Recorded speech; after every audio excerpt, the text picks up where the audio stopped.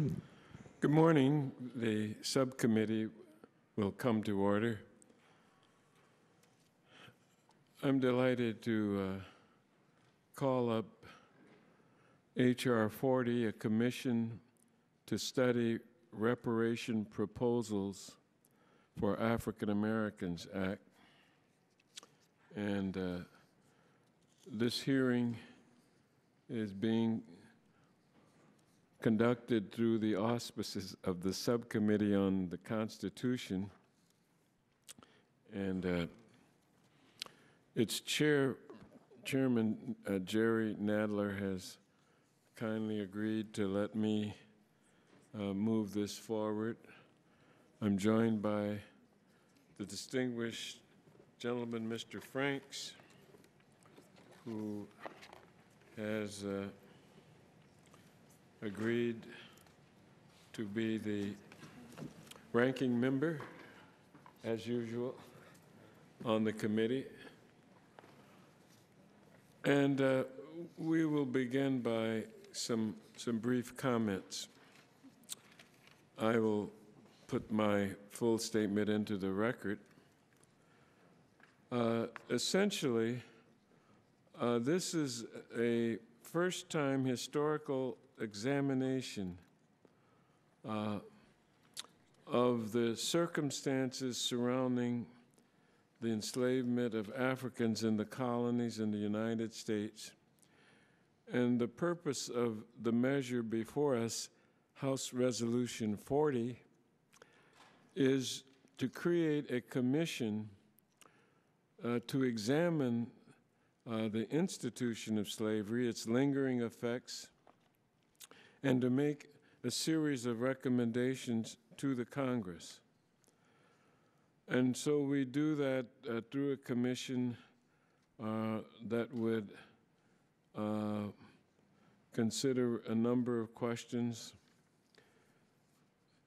And we would have a 7-person commission, 3 members appointed by the President of the United States, 3 appointed by the Speaker of the House of Representatives, and 1 member appointed by the President pro tempore of the Senate.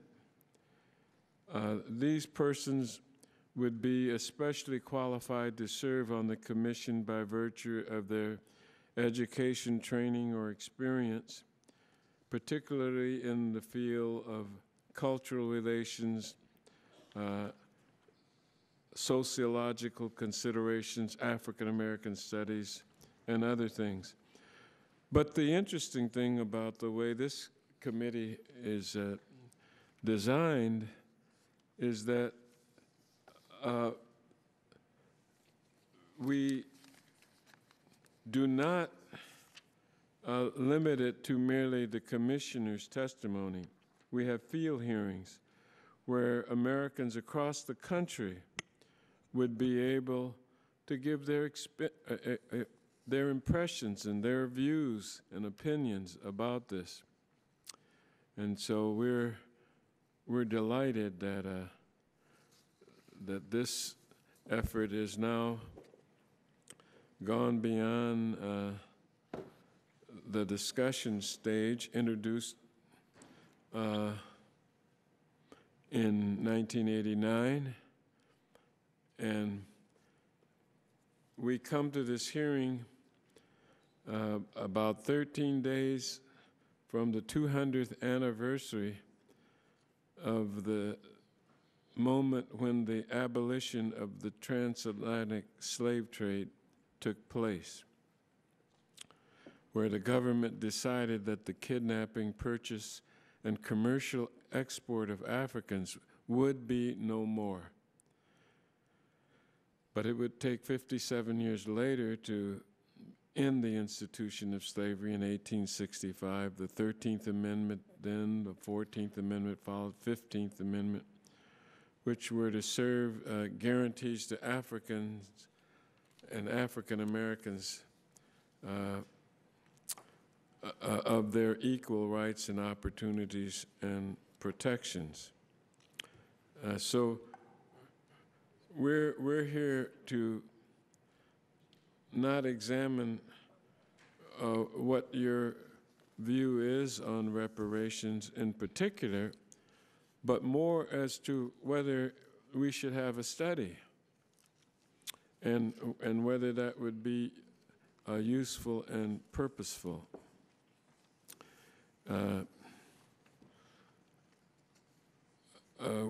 Normally now, studies are generally a way of sidestepping some immediate consideration. Most of us know the drill in the legislature. If you don't want to act on it, well, create a study.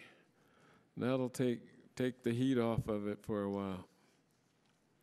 This is one of the rare instances where there's resistance even to a study. And it seems to me that the relationship of that ugly period of enslavement and how we dealt with it and how it fitted into the very formation of this country is a very, very important one. I noticed just in today's paper, the front page of one of the big papers, the incidence of police brutality has increased 25% this year. The dropout rate of African Americans is double that of anybody else. Schools are now more segregated than they were 40 years ago. The poverty rate of African Americans is double the national average. And of course, in this committee, the sentencing, mandatory sentencing, and the crack cocaine minimums, the disparity has been revisited. We have I think, an optimistic situation developing in that regard. But one of the things that I would like to have looked at more, and I'm only sorry that this committee can't do it, but to examine the relationship between the institution of slavery in this country and the present day effects. What is the relationship? And so this bill has been introduced 18 years ago. And we've had a number of legal developments. J.P. Morgan, a couple of years back, established a $5 million scholarship fund for Louisiana's African students. The next year, a federal appeals court ruled that U.S. corporations can be found guilty of consumer fraud for failing to disclose their roles in slavery, which is being inquired into quite regularly. 4 states have issued formal apologies for slavery, and there have been documentaries and quite a bit of activity going on. But the efforts to officially examine the legacy of slavery have been disjointed and failed to reach the heart of the issues. So it seems to me that there ought to be a historical federal role that deals with this subject matter. And so I hope this will begin a national dialogue.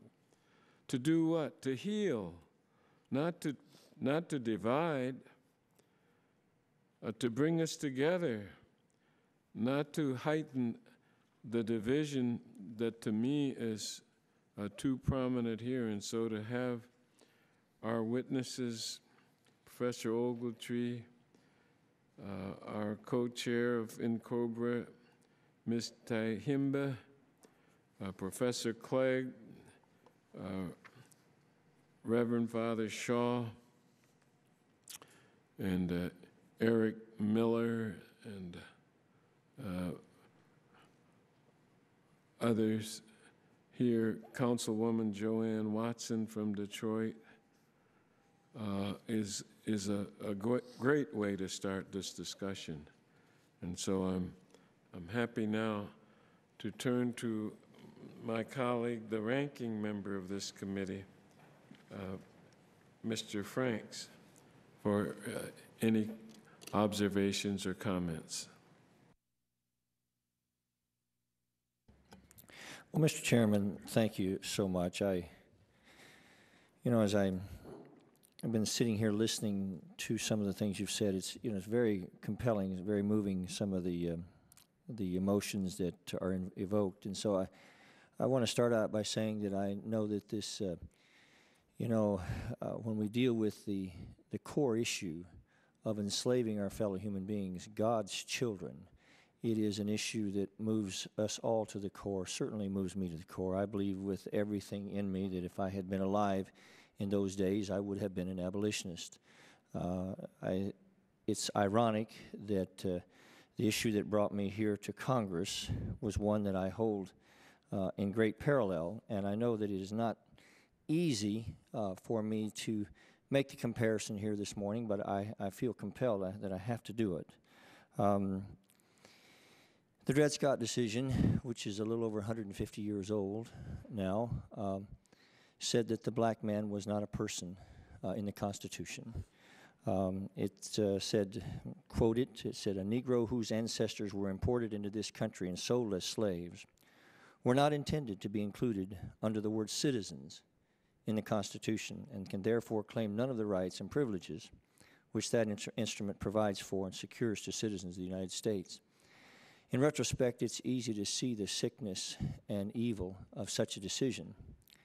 And yet I'm concerned, Mr. Chairman, that in the effort to address this, that we may be trying to penalize those who didn't do such a thing and help those who weren't the ones who were wronged in the first place. But I understand the need to address the issue, especially as we consider the impact and the effects that it's had today. I mean, the chairman talked about the effects of today's impact, the impact of today on today of the slavery of the past, and I believe he's exactly right. I believe there's been tremendous effects on this society of what a terrible tragedy slavery was. It had run rampant throughout the world for 7,000 years. And when it finally came to America, because we held these truths to be self-evident, that all men were created equal, we had this discourse in our own souls, and we said, this cannot stand.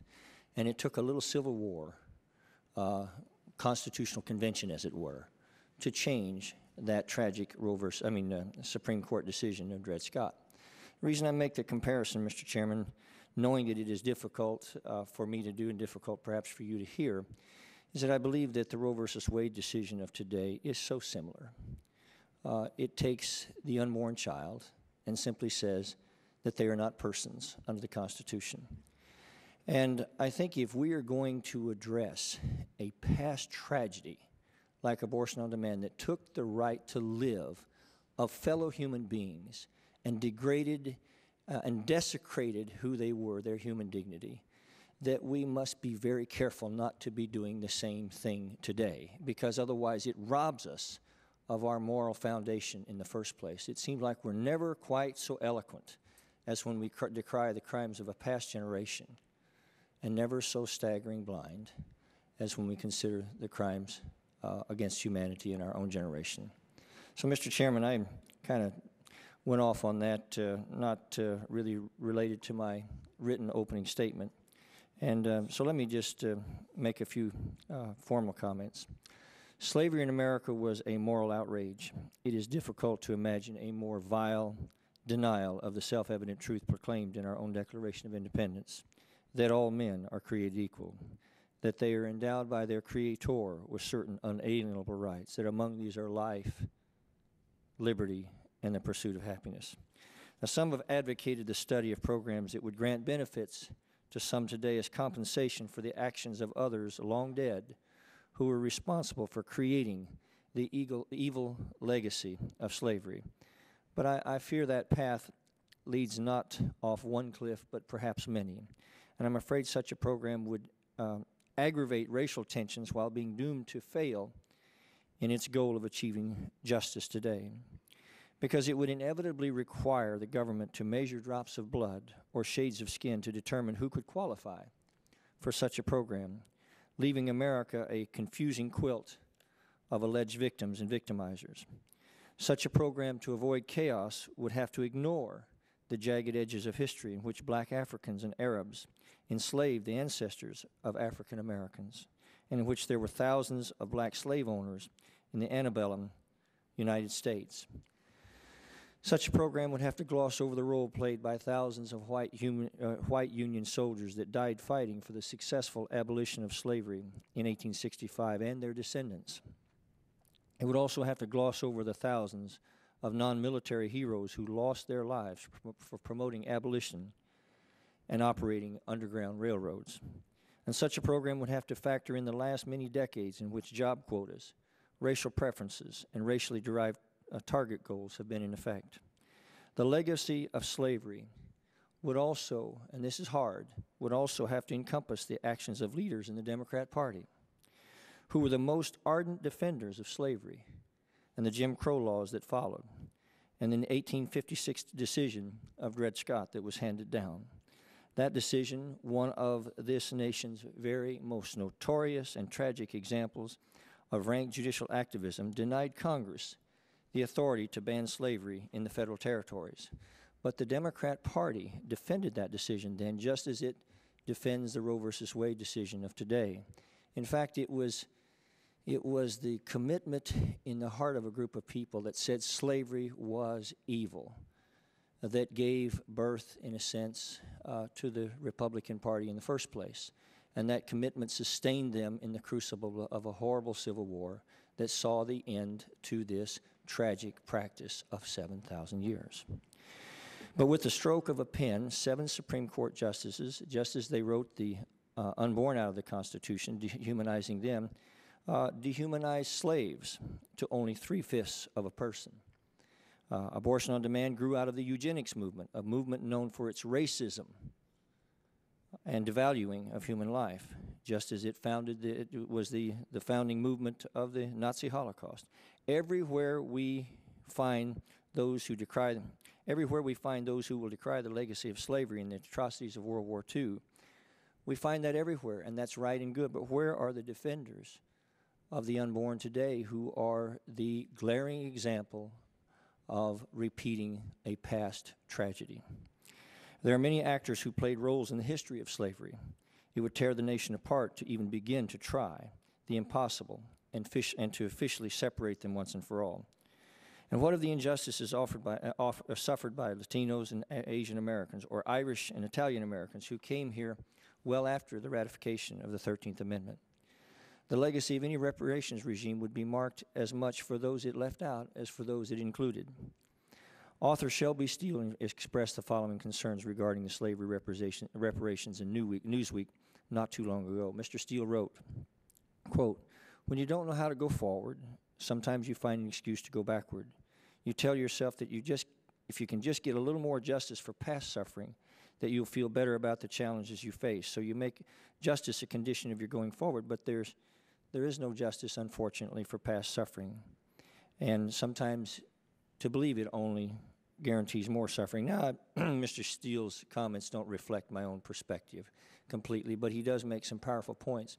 If we're really committed to making America be that place where human dignity is held in reverence above all other things, then to do that, we must first stop the tragedy of the desecration of innocent human life that takes place today. For today, before the sun sets today in America, not 150 years ago, but today, 4,000 unborn children will die. Their mothers will never be the same. They will each be alone, and all the gifts that they might have brought to humanity will be lost forever. And I just hope we will approach this hearing with the intent to move forward.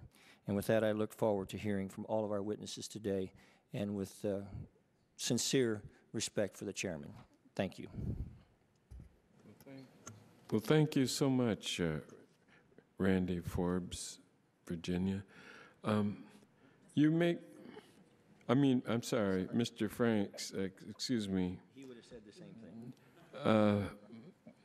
Well, the question that you leave me with is maybe we should consider holding some hearings on the abortion question, since you raised it so much. Guess who has jurisdiction over that? Judiciary Committee. Would you, Chairman, I would be delighted beyond measure to do that. All right. I had never linked them up, but you raise an important consideration that on its own merit ought to have a hearing. And I thank you for your statement. Thank you very much. Now I turn to the chairman of the Constitution Committee and the Judiciary, gentleman from New York, Jerry Nadler. Thank you, Mr. Chairman. Mr.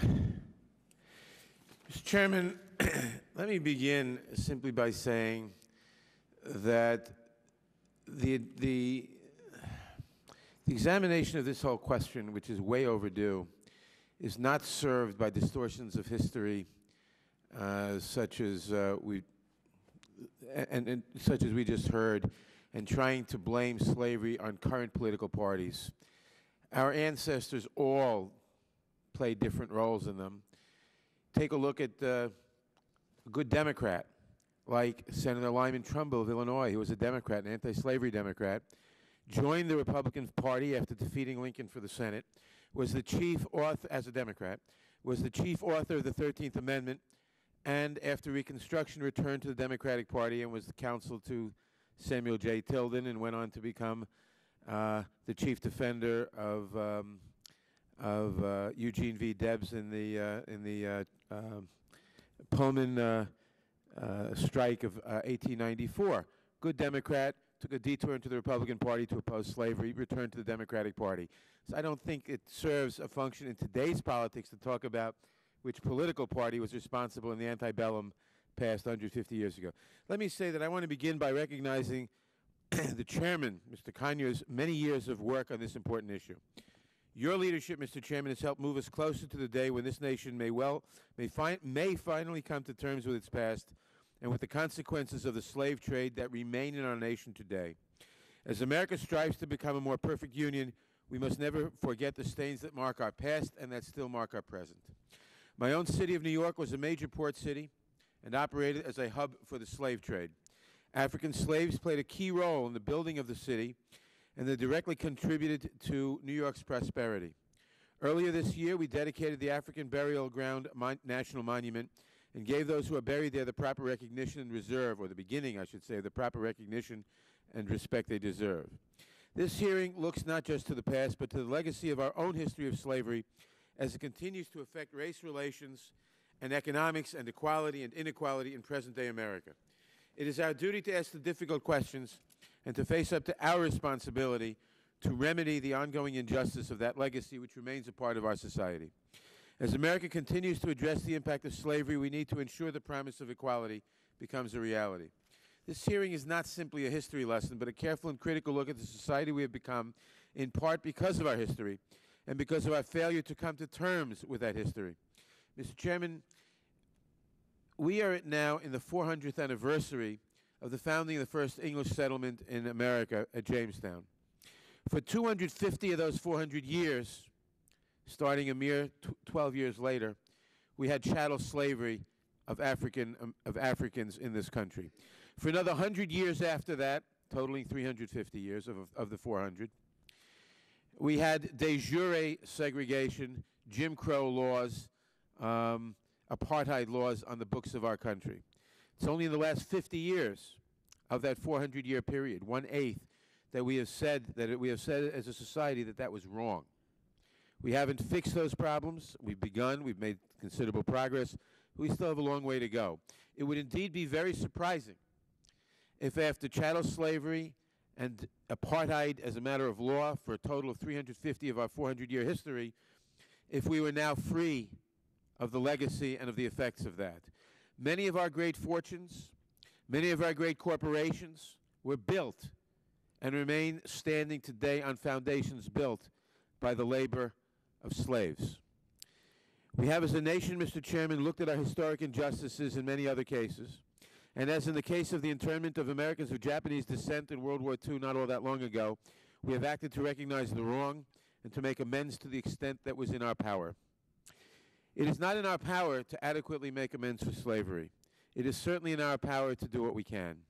Nations that fail to recognize their own pasts and fail to overcome them never truly free themselves from their past. Today we begin the task of truly freeing America from its history of slavery, and I certainly endorse, and as you know, I've been a co-sponsor for ever since I've been here, I think, of your bill to establish a commission to examine all this with a view toward future action. I think it's imperative that the United States open those pages of history further than they have been opened, examine all this with a clear eye, examine not only our history but the effects today in our history and what we can do about it to make our nation freer and more just. I thank you for leading this effort, and I yield back the balance of my time. I thank you so much, and I turn now to the gentleman from Iowa, himself a ranking member of a subcommittee on judiciary, and we're glad that Steve King is here with us this morning. I thank you, Mr. Chairman, and appreciate being recognized, and I understand that we have some witnesses that I'm very much interested in listening to, so I'll just compress my remarks if I can, and I appreciate the remarks that have been made here by the other members of the committee, and particularly focused on those of Mr. Franks, whom I wish to associate myself with in a lot of ways, and especially because of the remarks he's made this morning. But as I listen to the comments that are made, I think back through this course of our history and think of a time that, well, in my office, under a glass coffee table, is a leather-bound New Testament Bible that my great uncle, 5 times great, carried with him. It was presented to him on, and it's written in there in pencil in his sister's hand, presented to him on the eve of his departure for the war, which was the Civil War, and I'd have to go back and look at the date, but it was 1862. He walked off to the war on that day. He walked home from the war and in the door 3 years to the day from the time he left. There are verses in there that are underlined in pencil. There are fly specks on that Bible. It's an old document now, but it's a connection that my family has to the abolitionists within our history, with the legacy that and some responsibility that I have to continue on today. My great-grandfather was killed in the Civil War, and all of his artifacts were lost in the process. His father was a founder of the Republican Party, and they were instrumental in the nomination of Abraham Lincoln because they were abolitionists, and they paid a price. They paid the price of the loss of one of their sons, and I wouldn't be here today if he hadn't fathered children before he went to the war. So this is something that runs deeply within me, that's been part of our family legacy. I've grown up with the knowledge of this effort, and I could go more into family trees, but 600,000 people died in the Civil War. That Constitutional Convention that was brought about in such a brutal fashion. Approximately half on each side of that. All of those killed on the southern side were not killed because they were fighting to defend slavery. Many of them were fighting to defend states' rights. And so we can't presume that it was a half and half situation. I don't know what those numbers might be. But I do know that when I look at that Bible and I think about the legacy of my family, and that represents the legacy of thousands and thousands of families in this country, white and black, I believe that reparations were paid for in blood more than a century ago, and I believe that we need to pick up and move on. And I would point out also that if there is a legacy, there are also legacies left over from government programs that have affected the families, not just black families, but all families in America, that have been destructive to the family. And I think Shelby Steele has written about that, whom Mr. Franks had quoted. And I know Thomas Sowell has, and I have great reverence for both of those very intellectual scholars. I'd point out also that if there is a legacy, then there are legacies for other experiences with slavery. I might direct your attention to a book written by a professor at Ohio State University. His last name is Professor Davis, and the title of the book is Christian Slaves, Muslim Masters. And he studied the history of white slavery in the Mediterranean in the 1500s, just before the legacy of black slavery in America began. And through that period of time, that century of the 1500s, from about 1507 or 8 on till the end of the century, there were about 1.25 million Christians who were pressed into slavery by the Barbary pirates. And they were put down in the hulls of those ships and pulled the oars. And they were put into construction business and built the edifices along the Barbary coast and the northern coast of Africa. There is no genetic legacy for them. The men were pressed into slavery. They were never allowed to reproduce. They were worked to death or killed, and some of them were just simply buried at sea when they were worked to death on the oars of those boats. The women, and there were few of them, they were pressed in as concubines. Occasionally you'll see some blue-eyed people on the northern coast of Africa. Some believe that that's a legacy. But my point is that slavery is not unique here to the United States, and it's an abhorrent thing. I think it was worth the blood. I think it was worth the sacrifice. But I believe that we owe it to the people who gave their lives for this freedom. And it's a fundamental belief that we have that Mr. Frank spoke to, and it is in our declaration, and it was a long time coming to honor the language that was there.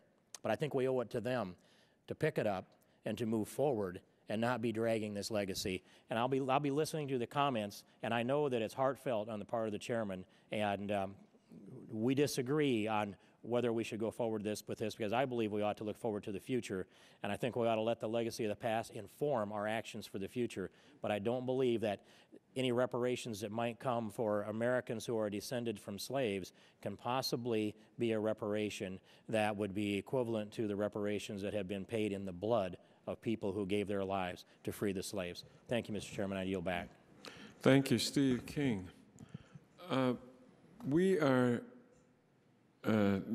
going to, before the witnesses begin, I'm going to yield for a brief comment from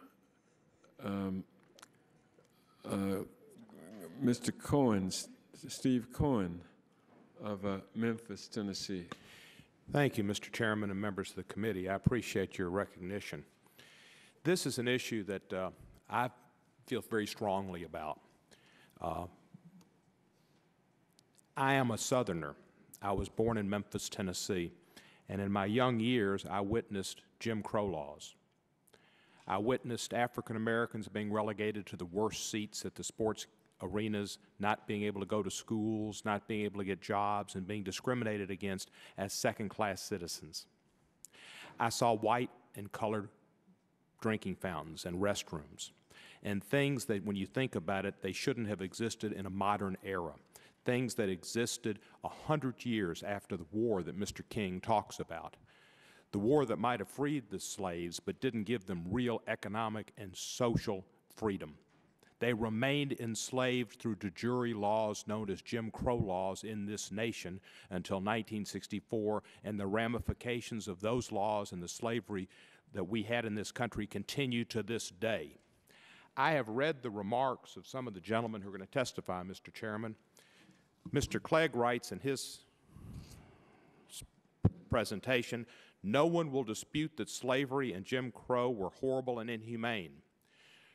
Remember, one of our senators said Strom might have been right. That was just a year ago. A lot of people don't understand the connection, and they don't understand why this country is the way it is, and they don't want to apologize. I've introduced House Res 64 that calls for our country to apologize for the institutions of slavery and for Jim Crow. Some say, well, this doesn't involve, nobody's around today who had slaves. The Senate apologized for lynching. Nobody's around today that did lynching. But it was our country that did it and our government that did it, and our government sanctioned it, and it's an original sin of this country that needs to be expiated, and it can only be expiated by an official act of this nation. 4 states have had issued apologies: Virginia, Maryland, North Carolina, and Alabama. Others have considered it. For the United States of America not to issue an apology, Britain has done it, the Episcopal Church has done it. For the United States of America that sanctioned slavery, that permitted it, that fostered it, that benefited from it, would be wrong. It's the beginning of a dialogue that can improve this nation, because the greatest problem this nation still has today is racial conflict. It exists not just in Memphis, Tennessee, but it exists in New York City, in Harlem, in Roxbury, in Boston, in the south side of Chicago, in East St. Louis. It exists throughout this country, and we need to deal with that issue. The idea of a study of reparations that Mr. Conyers offers is a study, and it should be studied in what effects we can make to ameliorate conditions, economic and social, that have disadvantaged the minority population in our nation. I represent a district that's majority African American. Some people in my hometown say that I am too black in the way I think. Well, they haven't looked at my state Senate record for the last 24 years and been aware of where I've been with felon voting rights, with Dr. King's birthday, with jobs programs, with public hospitals and public education. I guess I've always been, quote unquote, too black. But for people who think that, they are unaware of what's going on in America today. And we need to get our act together, and we need to accept the grievances, look at the grievances of the past and apologize and have a dialogue and go on and try to have some efforts to make our country better. And some of that deals with not just social justice that my fellow colleagues on the other side of this hall or aisle would talk about, but economic justice. And without economic justice, you can't really have social justice. You can't have it. The fact is, we lived through Jim Crow laws, and those effects are here today. People who were in separate classrooms are teachers today. And can they teach equally? The classroom facilities are vestiges of a separate institution where African American children got used textbooks and didn't get the new schoolrooms and opportunities. All those things need to change. I commend Chairman Conyers for his efforts over the years. I don't know that he has an exact thought of what his study would bring about, but a study is a good thing. And before you have a study, I would submit you need an apology, because it begins a dialogue. And until this country faces the problems that we have and the conflicts that we have, which are great, and I think I'm unique in having the opportunity to see them because I have been so involved in my community and seen them, that we need to find a way to start that dialogue and bring this country together. We do not have equal justice. There's a disparity in wealth between wealthy whites and poor whites, but it's even greater among whites and African Americans as this disparity in wealth grows and grows and grows, because we have a difficulty in understanding that all men are created equal and they ought to have equal opportunities to have life, liberty, and the pursuit of happiness. The display of nooses in Louisiana, that's part of the vestige where people still have this idea of second-class citizens. The idea that some people in the Senate can suggest that our resolution, H-Res 64, is too strong on what it says about what happened after the Civil War and during Jim Crow, shows that some members of the Senate need to get their history books out and wake up and dust off their claws and become 21st century Americans. This is a problem. We've hidden from it. We've got our heads in the sand like ostriches, and we need to rise up with strong backbones, face the facts, apologize for history, move forward into a better future. But apology and studies go toward the future, and we need to do that. Mr. Chairman, I thank you very much for this opportunity. I thank the gentleman for his presentation, and I turn to our first witness on the first panel, the Honorable Professor Charles Ogletree, who holds a chair at Harvard University, director of the Charles Hamilton Houston Institute for Race, and is a leading scholar before this committee on an almost regular basis. The hearings that we had on the 1921 Tulsa riots, the Jena 6, and other considerations has brought him before Judiciary Committee. He has authored, most recently, All Deliberate Speed, Reflections on the First Half Century of Brown versus Board of Education. He edited From Lynch Mobs to the Killing State, Race and the Death Penalty in America. We welcome you once more, Professor Ogletree. Your statement will be reproduced in its entirety, and we'd like to hear from you at this point. Thank you very much, Congressman Conyers. I appreciate that my statement will be submitted to the record. I want to thank you in particular for having the courage over the last 19 years to raise H.R. 40. I want to say a few things beyond what's written in the statement. And first, he has left, but I want to respond to Congressman King. It was very important that he recognized his family's legacy and the treasures that he could identify dating back to the 1800s. I can't because I come from a place where that history was destroyed, it was severed, it is brutalized, and so I can't go back. I know Ogletree is not from West Africa, Ghana, or Senegal. It is something that was given to my ancestors after their African heritage was destroyed.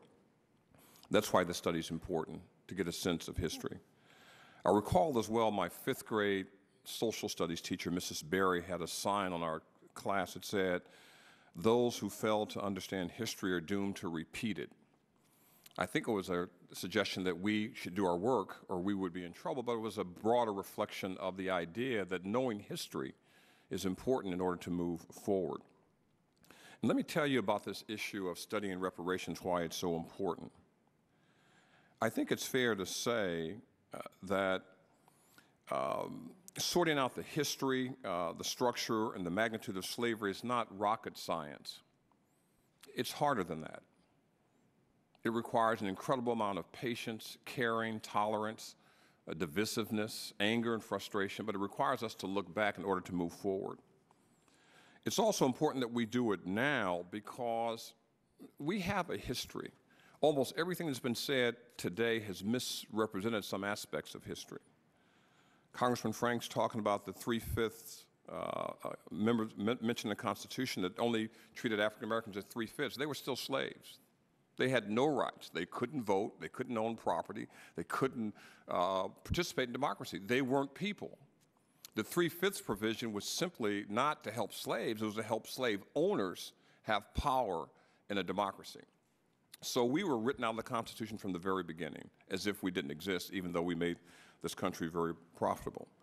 Some of the comments of my colleagues who I know well and I've worked with before later will be talking about the fact that it's divisive, it's a waste of money, we can't identify who should be beneficiaries. We've already addressed these issues. Those are all points to be made, but that's what a study's for, to look at these in greater depth. And here's why we have to study this issue now.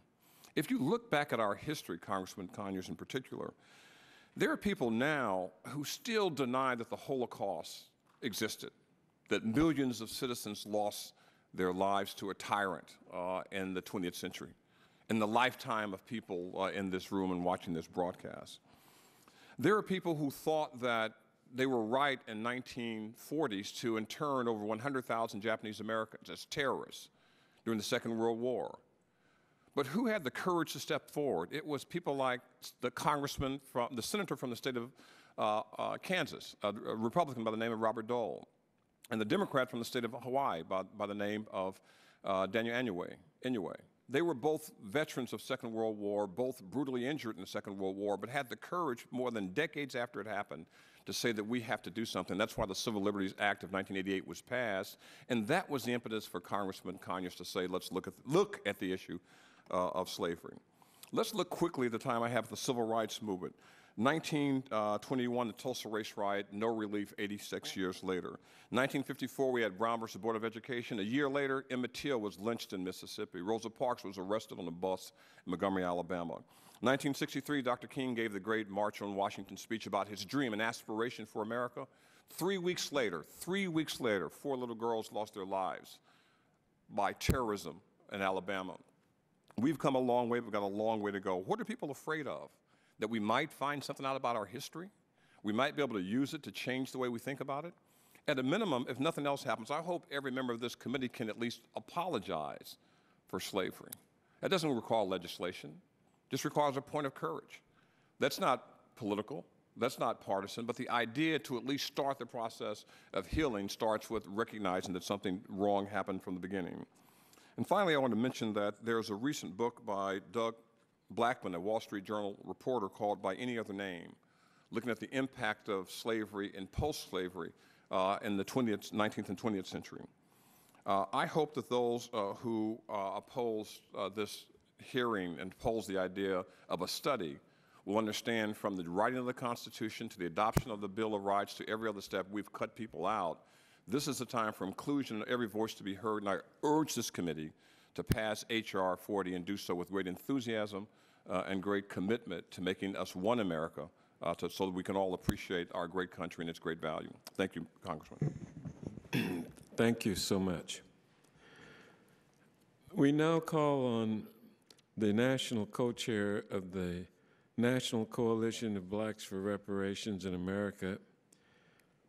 The acronym is NCOBRA. And we have here Ms. Kibibi Tyehimba. She and her organization are longtime friends of many of the members of the committee, and in her capacity as co-chair, educates, organizes, mobilizes around freedom, justice, equality, and self-determination for the descendants of African slaves.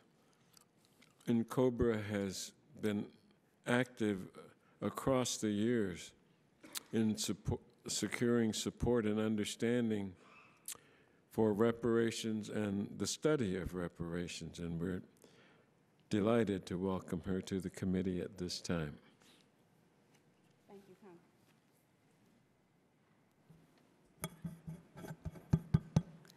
Thank you, Congressman. And thank you very much to the entire committee. I am here to represent the grassroots perspective.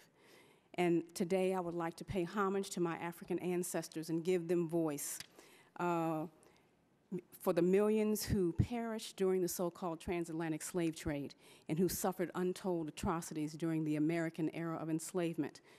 Were it not for their sacrifices, were it not for their strength and perseverance, we would not be here today.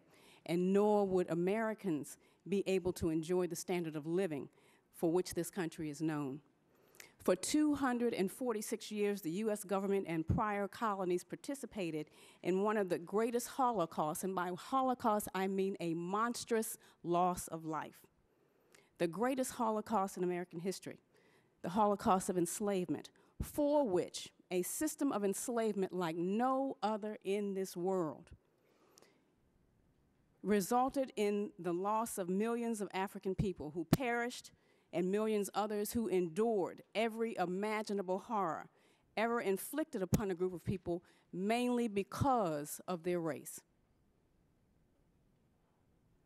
The U.S. and the prior colonies sanctioned this atrocity with its constitution and enforced it with covert and overt violence, a genocidal process that has destroyed millions of Africans and in many respects is still with us today.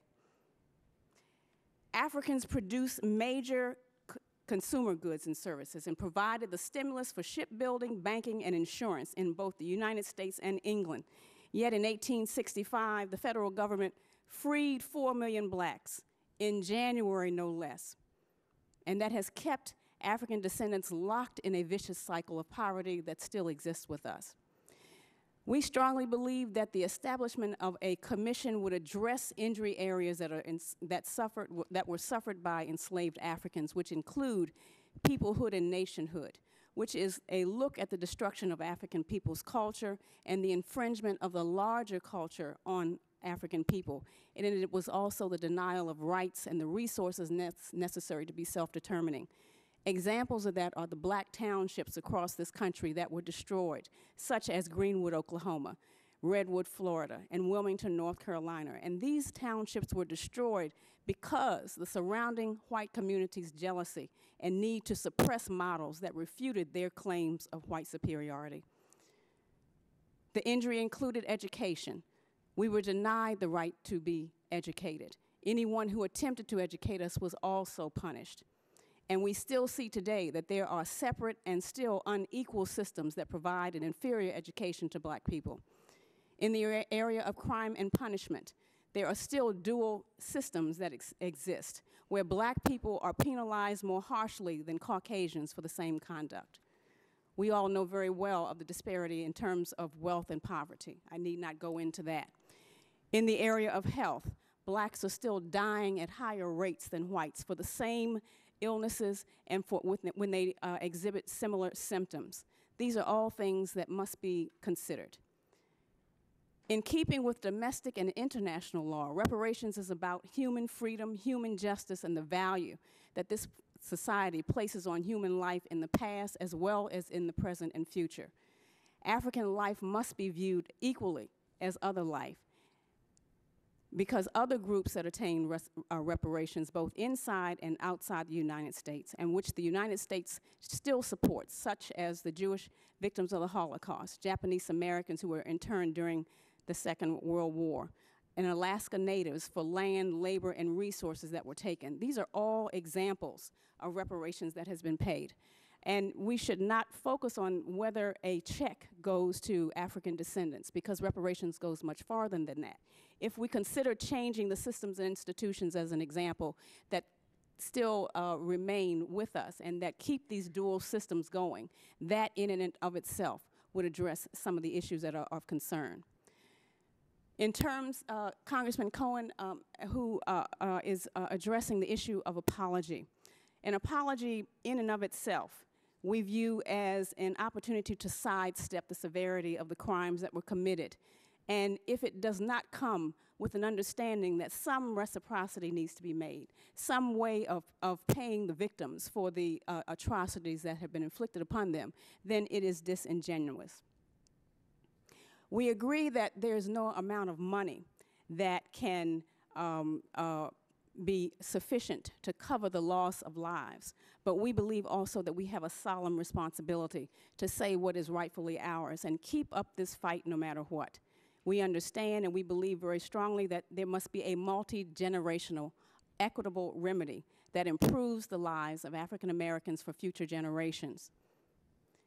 We firmly believe that the passage of H.R. 40 will facilitate this national dialogue that we've been discussing here today, and it will demonstrate slavery's link to current social, health, economic, and political issues that are pertinent to African descendants. We believe very strongly that it will acknowledge this massive human suffering and the tragic plight of millions of African descendants, men, women, and children that were lost. And this is absolutely critical, because presently, the average history book in our schools includes 2 paragraphs, no more than that, and usually ridiculous photographs of darkies appearing like they are enjoying themselves while they're enslaved. This has got to be addressed. Passage of H.R. 40 and the establishment of the commission will also allow U.S. residents to make peace with a significant part of this country's shameful past and end the intergenerational trauma that it has caused. It will continue to come up until we address it thoroughly. This is about getting out the truth. This will also allow the United States to show that it is committed to peace and justice and the same human rights standards for which we attempt to hold other nations around the world accountable.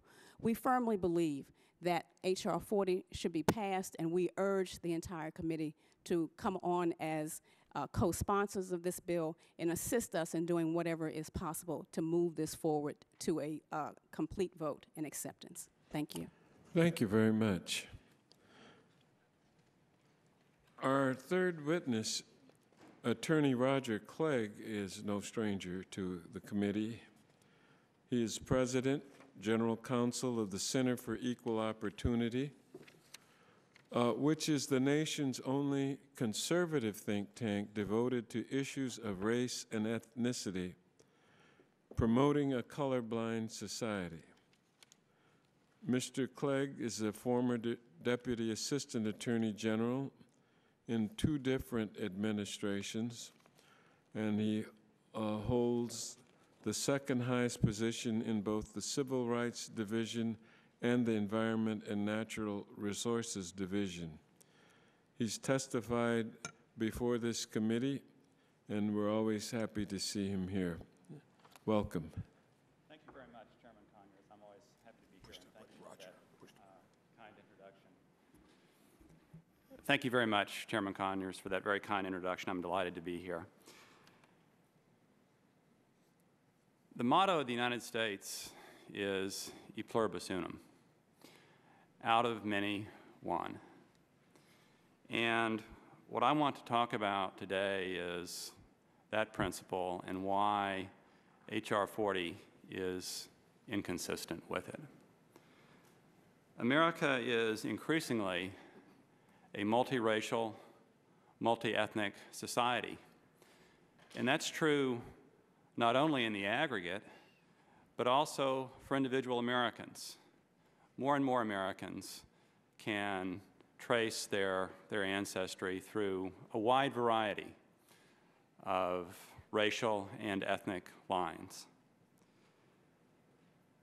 Just about every racial or ethnic group in the United States can point to hardships that it has undergone.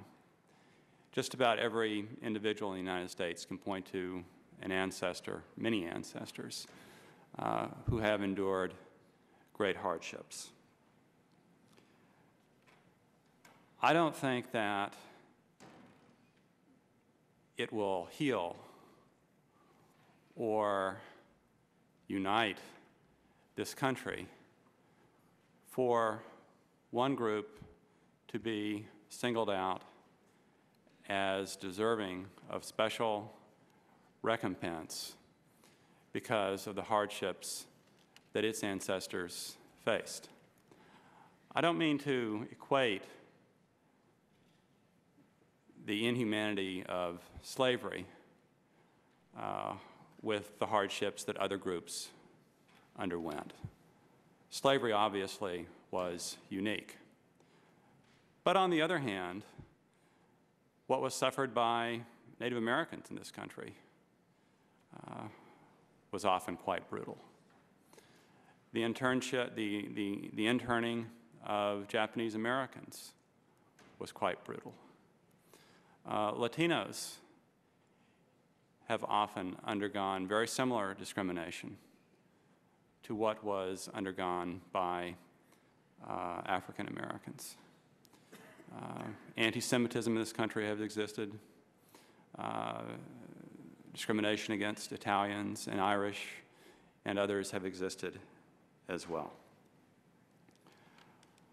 I don't believe that there is a reluctance on the part of the American people to acknowledge the horrors of slavery.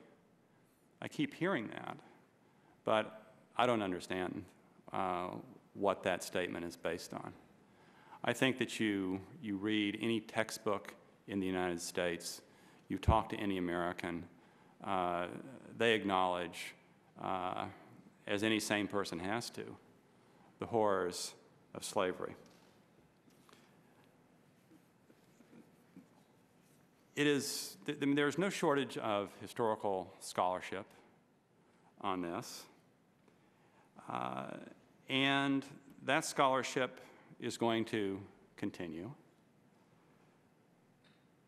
To suggest that a commission made up of 7 experts can be paid $8 million and in 1 year come up with a definitive answer to the question of what slavery has meant to the United States, what it has done to African Americans, what the continuing effects are, is, I think, ludicrous.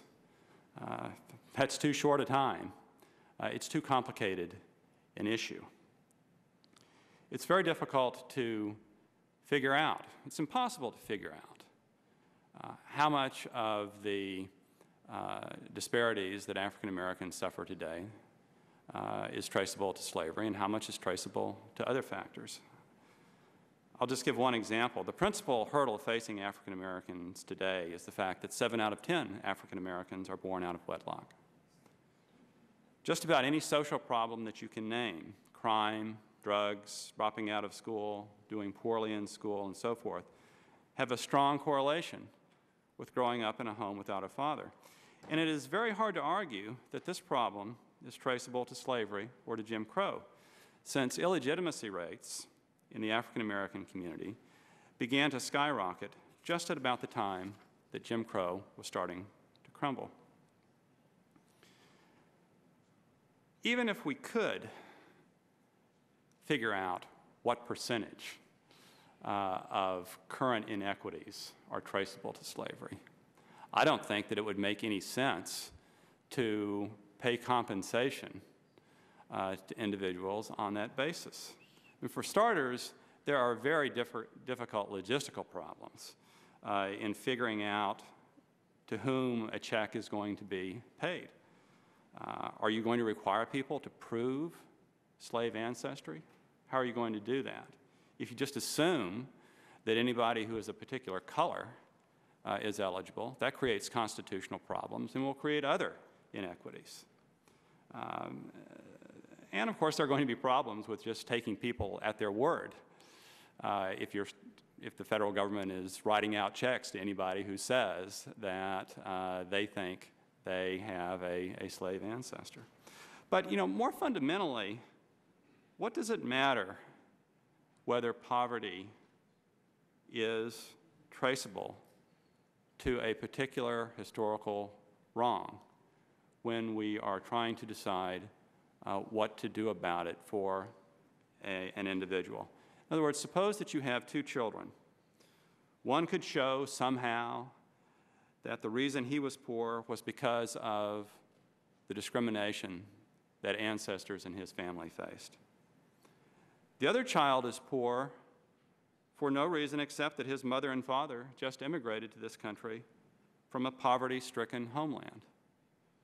Is the government supposed to say, well, we view the first child's poverty as a problem of federal concern, but not the second child's? I don't think that that would make any sense. I don't think that anybody on this committee would think that that would make sense. There's no reason why eligibility for a social program ought to hinge on whether a citizen can trace his need for the program to this or that historical cause. If we were to make a social problem available to those of one race and not to others, there would also be serious constitutional problems, and I think that that's something that this committee in particular needs to address. Presumably, the justification for the program would be remedial, but the Supreme Court has rejected general claims of societal discrimination as not sufficiently compelling to justify racial classifications. Finally, on the issue of an apology, here again, I don't understand the claim that an apology is going to help heal these wounds. I don't think, frankly, that that is their intent. I think that the focus of these apologies, the focus of this whole bill, is not to heal wounds, but to keep those wounds open, to keep grievance alive, to keep some Americans on the hook so that they will be required to make amends for things that people in our past did who happen to be the same color as those Americans are today. In conclusion, Mr. Chairman, a great strength of America and Americans is that we are a forward-looking people. This is a very backward-looking bill. I think that what Americans need to do is to look at the social problems that we have in this country that may disproportionately affect those of certain racial and ethnic backgrounds, but are not limited to them, and figure out what we can do to help individuals who face those social problems. But when we figure out what those steps are, those programs should be available to all Americans, regardless of their skin color, regardless of their ancestry, regardless of what the historical cause might have been for why they find themselves in the needful situation that they find themselves. It is this approach that is consistent with the principle of e pluribus unum. It is this approach that is required by the principle of non-discrimination and equal protection. Thank you very much, Mr. Chairman. We appreciate your testimony. Bishop Thomas Shaw of the Episcopal Diocese of Massachusetts was born and raised in Battle Creek, Michigan, of which I'm quite proud. And he chairs the Episcopal Church's Standing Commission on National and International Concerns, and is also a member of the Advisory Council for the Anglican Observer to the United Nations. In 2000, he served as an intern for our former colleague, Representative Amo Houghton, who is well remembered. And we're so pleased that you could join us today, Bishop, and you're recognized at this time. Thank you. Thank you very much, Chairman Conyers. It's a pleasure to be back in Washington, and I'm particularly pleased to be here today to speak to this oversight hearing on the abolition of the transatlantic slave trade. And I respectfully ask that my full testimony be made part of the official record of this hearing. Without objection, so ordered. I should state at the outset that we as a church have asked God's forgiveness for our complicity in and injury done by the institution of slavery and its aftermath. I'm ashamed to say that the Episcopal Church in the decades leading to the American Civil War did not formally address the problem of slavery. The post-Revolutionary War Church wanted to avoid a schism within the Church, which it was successful at doing, but avoiding that schism meant not addressing the issue of slavery in any official or collective way. With that painful background in our church, our 75th General Convention meeting in 2006 looked to the upcoming bicentennial commemoration of the abolition of the slave trade as a time in which we could affirm our commitment to become a transformed anti-racism church and to work toward healing, reconciliation, and a restoration of the wholeness to the family of God. We looked to what we could do as the Episcopal Church, as individuals, as parishes and dioceses, and also what we could ask all of you, the Congress, to do. Among other things, the Episcopal Church decided to apologize as a church for our complicity in and the injury done by the institution of slavery and its aftermath. We repented of this sin and asked God's grace and forgiveness, ever mindful that we did so far too late. We decided to call upon the Congress and the American people to support legislation initiating study of and dialogue about the history and legacy of slavery in the United States, and of proposals for monetary and non-monetary reparations to the descendants of the victims of slavery. We therefore, as a church, fully support H.R. 40. We ask every diocese in the Episcopal Church to collect and document detailed information in its community on A, the complicity of the Episcopal Church in the institution of slavery and in the subsequent history of segregation and discrimination, and B, the economic benefits the Episcopal Church derived from the institution of slavery. A report on that work will be made to our 2009 General Convention on how the Church can be a repair of the breach, both materially and relationally, and achieve the spiritual healing and reconciliation that will lead us to a new life in Christ.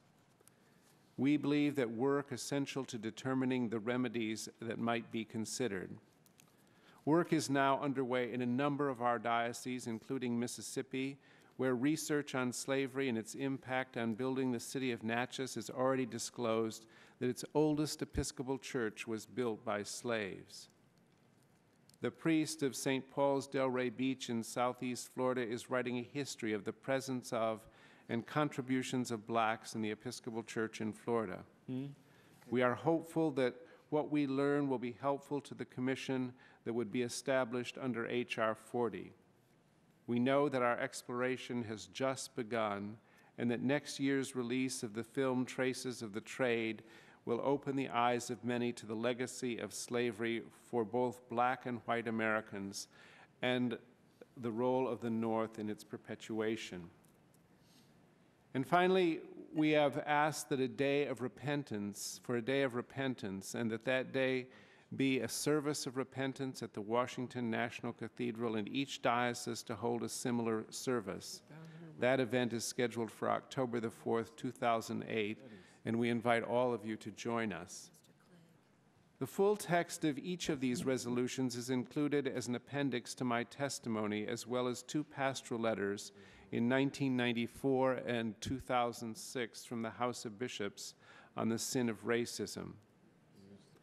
On December the 30th, 1799, the first black priest in the Episcopal Church in the United States, Absalom Jones, and 70 fellow signatories petitioned the House of Representatives to protect those taken by slave traders.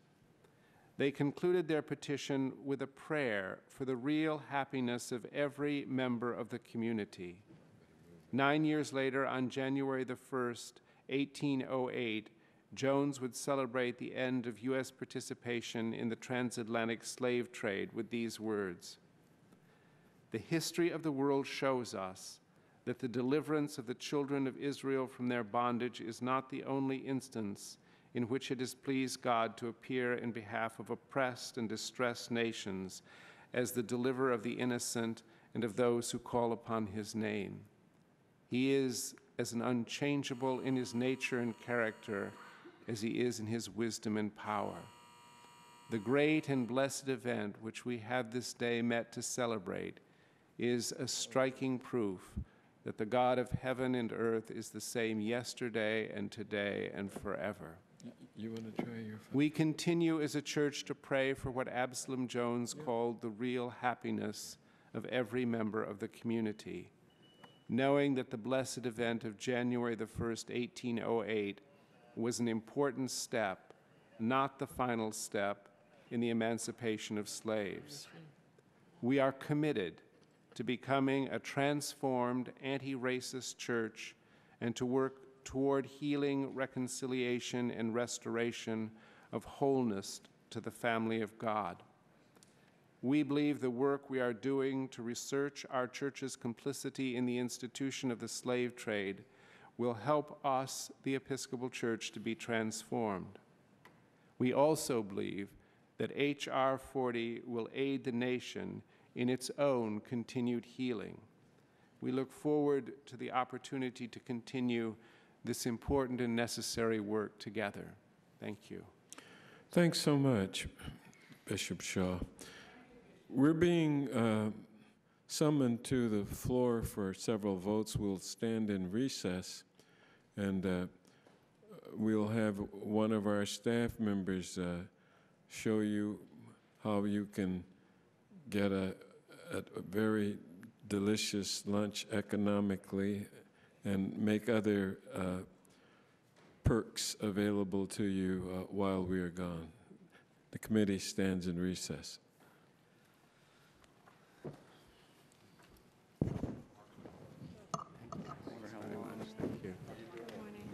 Hi, how are you? I'm Melanie Russell, Communications Director for the committee. Hi. How are you?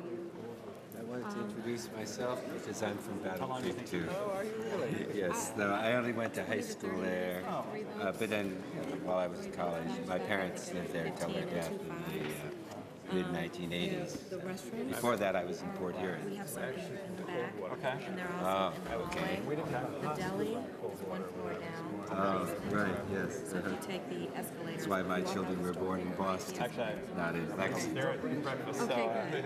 Good. actually I brought some. Well, I'm testifying We have a today. great coffee I'm machine. in the second panel. I'm Stephen Thernstrom. Coffee, tea, or hot chocolate. Okay, good, thank you Okay? very much. And just let me know if you need anything. I'll be around. Alrighty.